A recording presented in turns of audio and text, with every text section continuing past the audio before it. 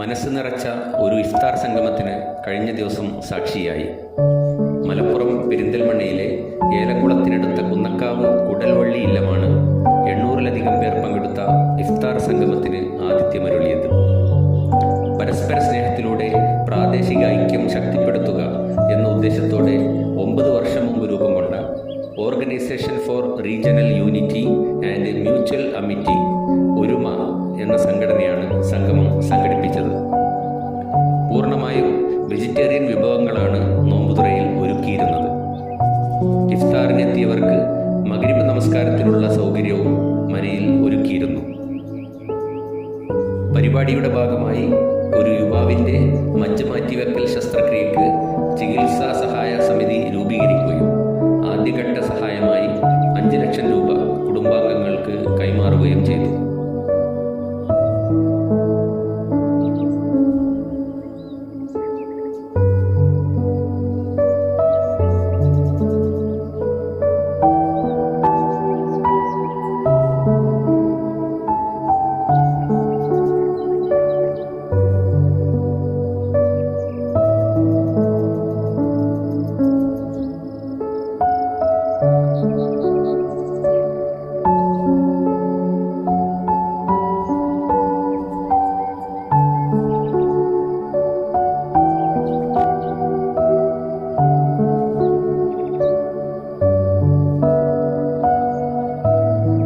സ്നേഹത്താൽ കോർത്തിണക്കപ്പെട്ട അനുഗ്രഹീതമായ ഒരു ചടങ്ങിലാണ് നമ്മളുള്ളത്.